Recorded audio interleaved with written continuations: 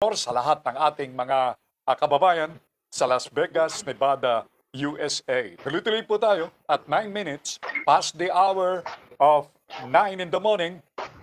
Ating dakuan ang Kamanaba area.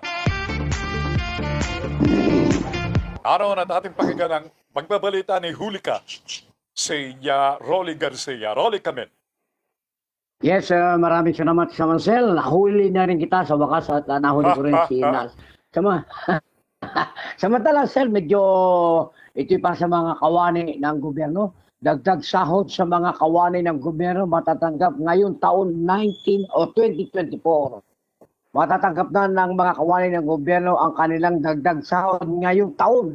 Ayon sa inunsyo ni Pangulo Ferdinand Bongbong Marcos, ayon sa Department of Budget and Management o DBM, Secretary Amena Pangandaman, na inihanda na ng executive order para sa implementasyon ng dagdag sahod ng mga manggagawa sa gobyerno sa buong bansa. Naglaan aniyan ng 70 million para sa salary adjustment at gagawing apat na tranches ito na aabot na halagang 2027. Inaasahang pakinabangan ng 1.9 million na nagtatrabaho sa gobyerno ang nasabing salary increase simula ngayon 2024, ngayon taon nito.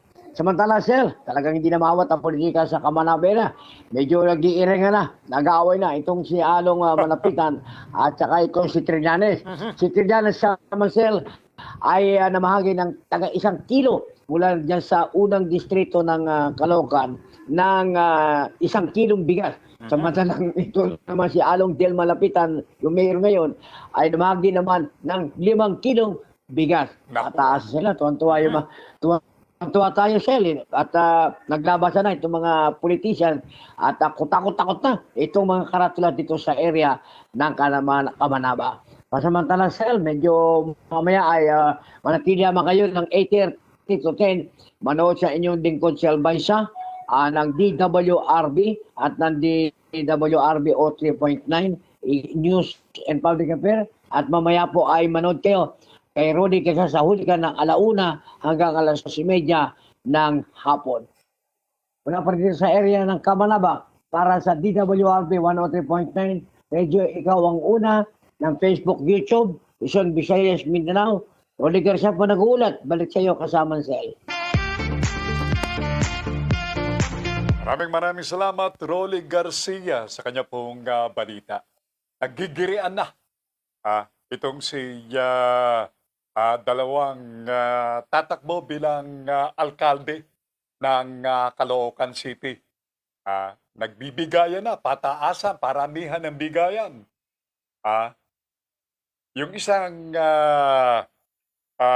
tatakbo sa pagka-alkalde, nagbigay ng 1 kilong bigas saka sa mga taga-Caloocan City. Ayaw patalo nung kabila. Nagbigay naman ng 5 kilong bigas.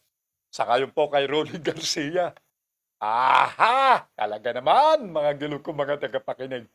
Norma Baisas Whale, the youngest in the family, isang supervising nurse. Diyan po sa Royal Victoria Hospital sa Montreal, Canada, is now watching the program. Hello, Sister Uma.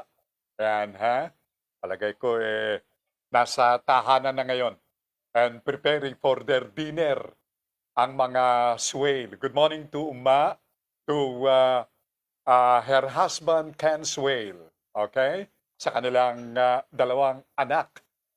Yung mga tipong artistahin, mga gilog ko, mga tagapakinig good morning. At ganun din sa mga co-supervising nurses ni Norma, good evening. Ang pagbati po ng Philippines to you up there. At ganun din sa mga friends and neighbors ng mga Swale. Good morning, shall I say good evening likewise. Again, to Jag Garcia, thank you for watching the show, Jag. At mula kay Rico Valdecantos, sobrang lakas ng ulan dito